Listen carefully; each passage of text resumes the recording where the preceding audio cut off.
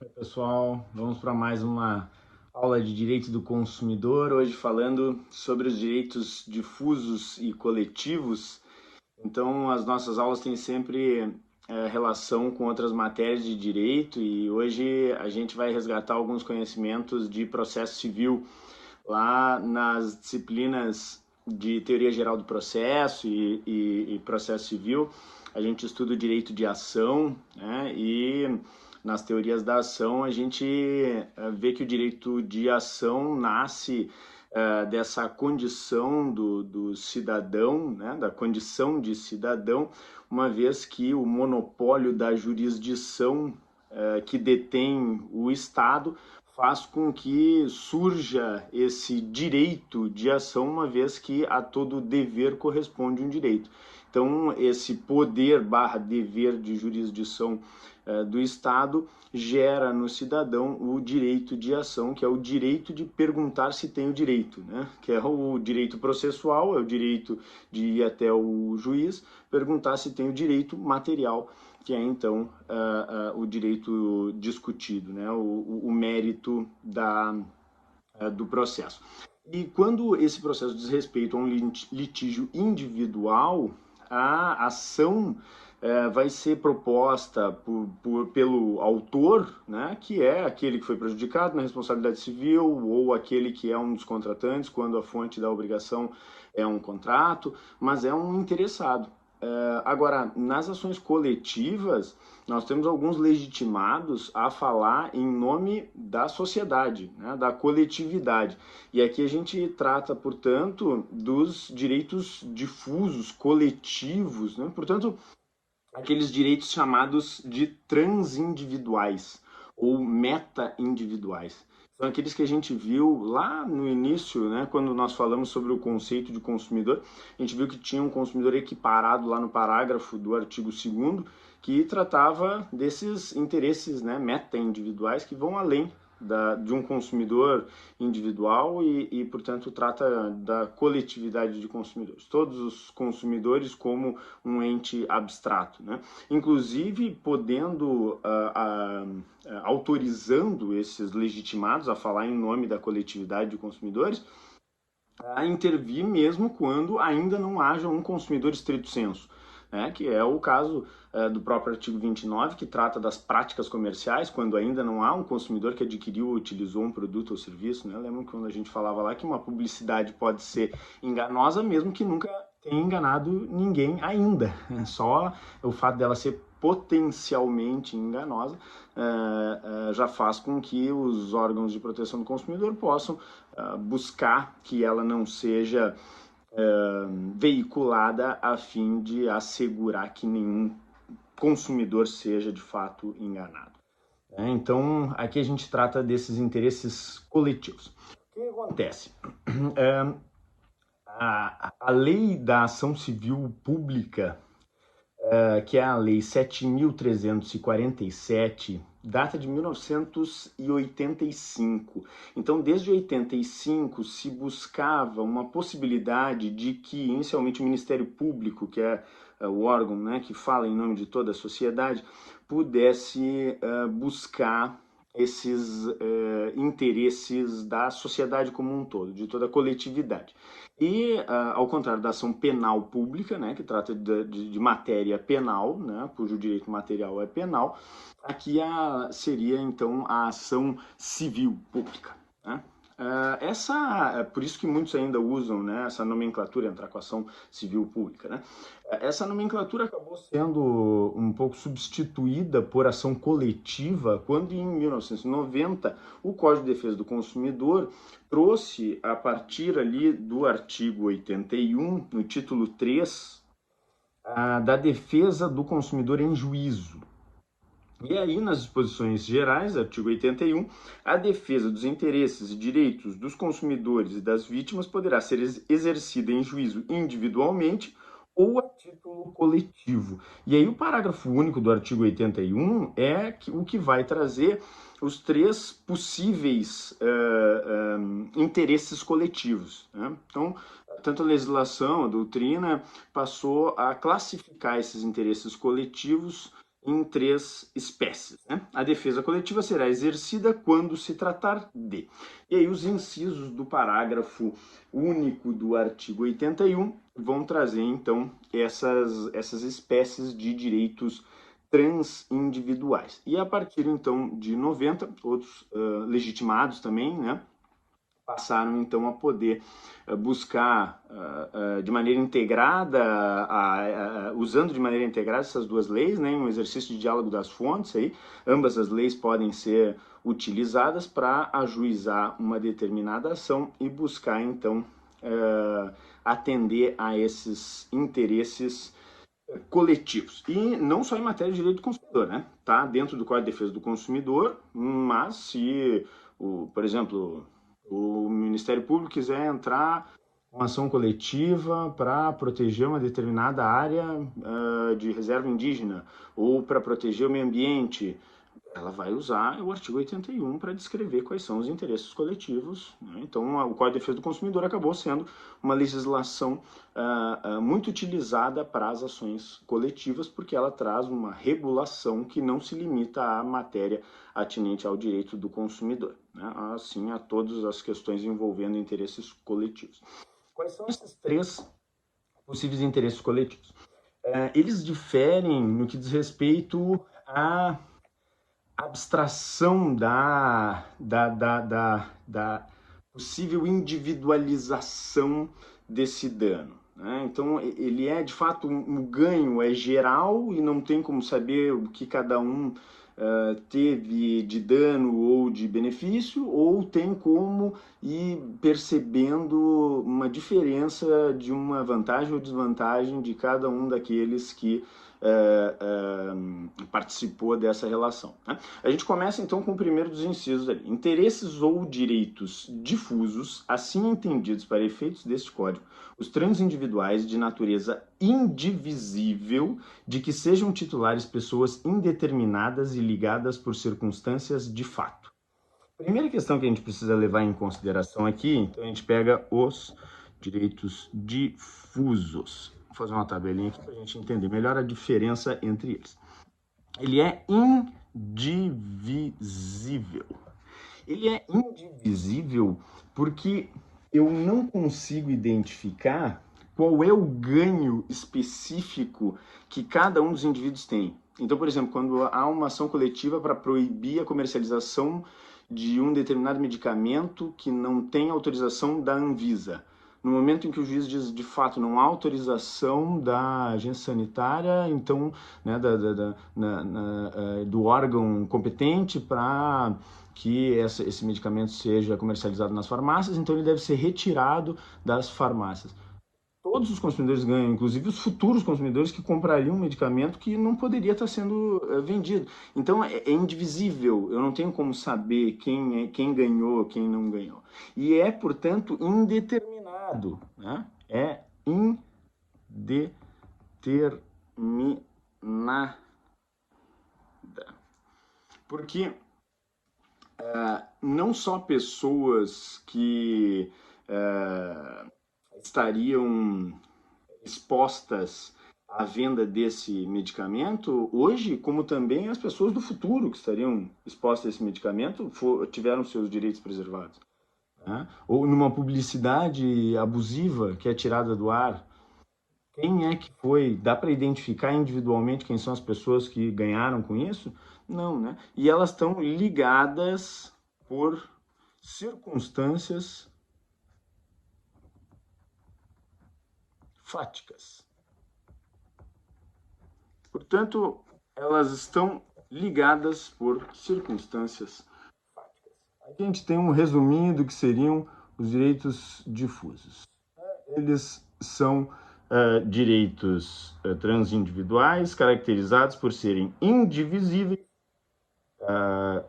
indeterminados e ligados por circunstâncias fáticas.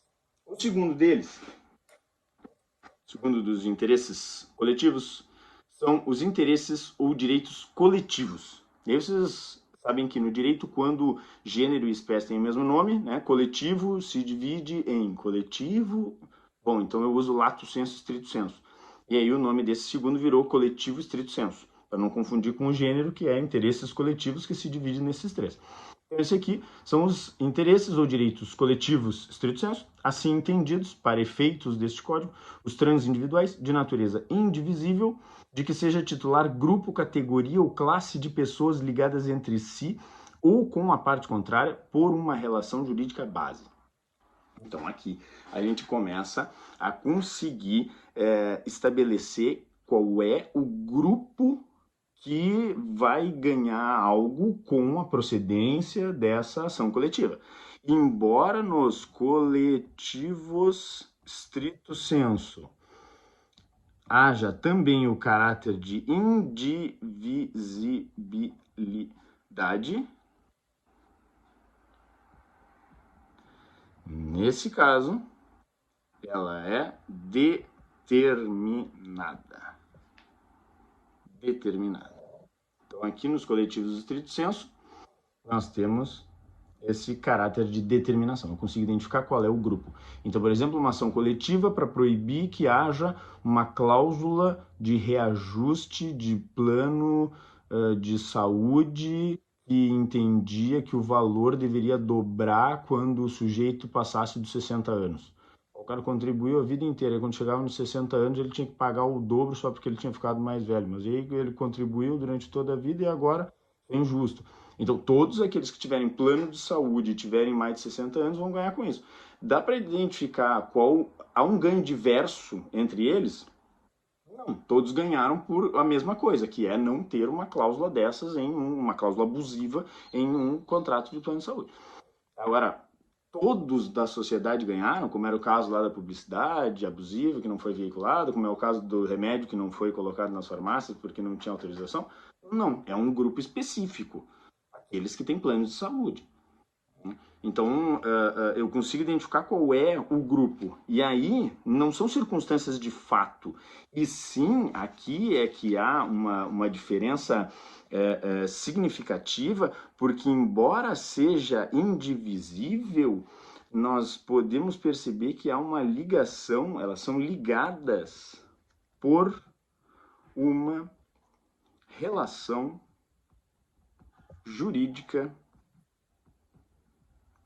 base, que é, por exemplo, o contrato do plano de saúde.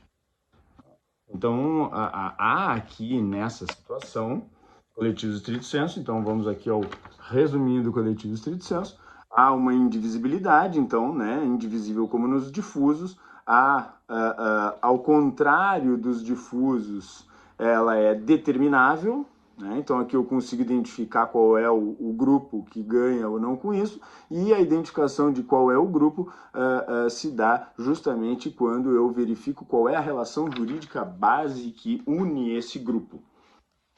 E aí nós chegamos ao último, que passa a ser ainda mais determinado, porque para além de ser determinado, onde eu consigo identificar o grupo que ganha com isso, eu ainda consigo identificar o que cada um ganha, né? E aí cada um ganha de modo diverso. Ou seja, nesse último caso, que são o inciso terceiro, os individuais homogêneos,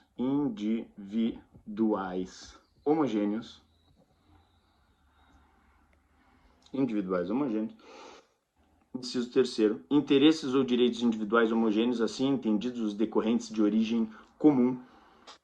Nesse inciso terceiro, eles são divisíveis. Divisível. E, portanto, determinada. E aí, há uma origem comum. Estão ligadas por uma origem comum. O nosso resumo aqui dos individuais homogêneos, eles são divisíveis, diferente dos outros dois, determinado, como ocorre lá com os coletivos estrito sensu, e há uma origem comum. E aqui, nos individuais homogêneos, como eles são divisíveis, a gente consegue ver o que cada um ganha em razão disso.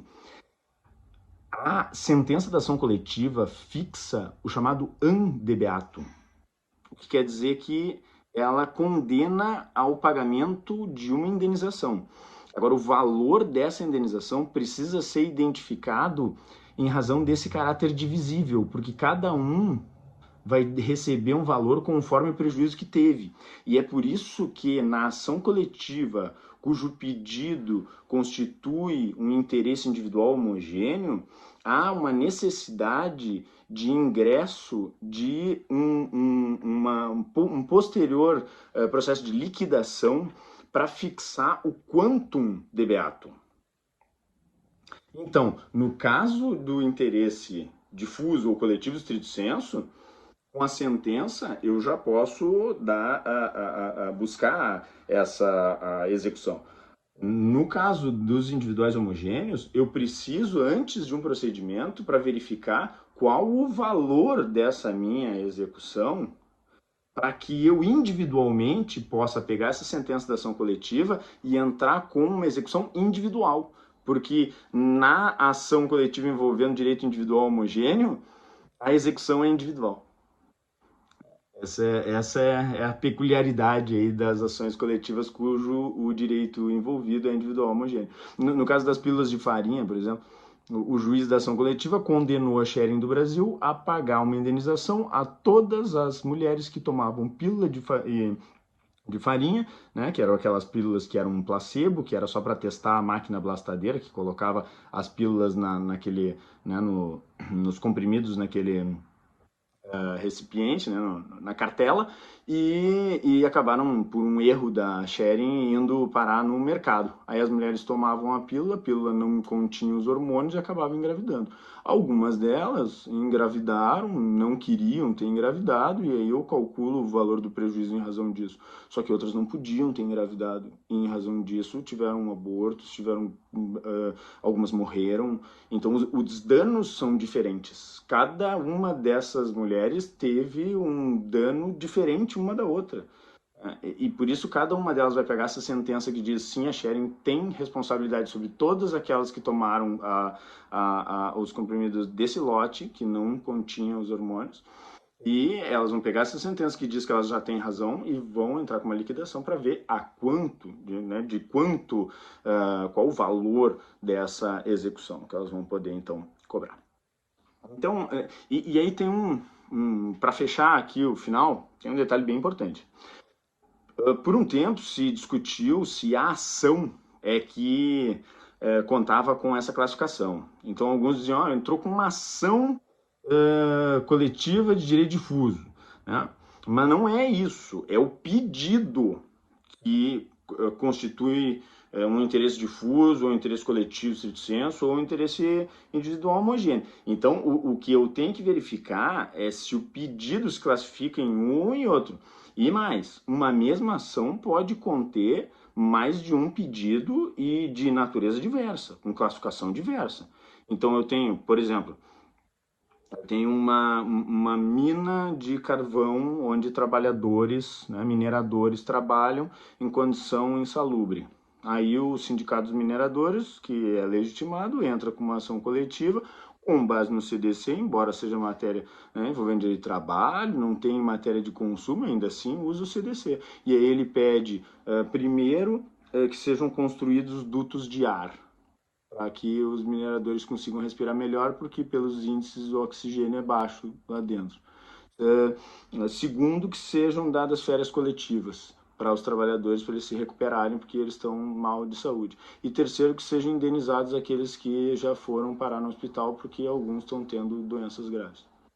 O primeiro dos pedidos, construir dutos de ar, é interesse difuso, porque mesmo os futuros trabalhadores que estiverem naquela mina vão ter melhores condições de trabalho. Se o juiz der esse pedido e for construído, a execução for construída, dutos de ar, todos saem ganhando. Interesse difuso. Se derem férias coletivas para todos que estão trabalhando, coletivo stricto sensu, porque só quem tiver um contrato de trabalho e hoje estiver trabalhando lá é quem vai sair ganhando. E ganha igual, que são as férias coletivas.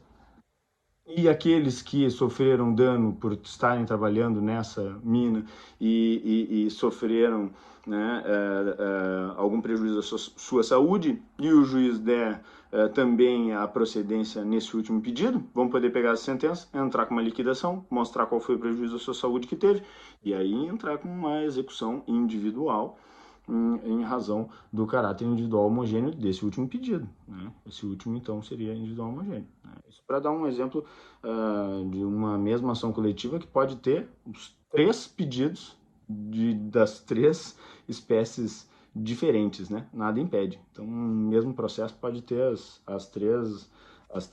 3 tipos no mesmo processo. Tá bom? Muito bem, pessoal. Então, valeu pela aula de hoje e um abraço.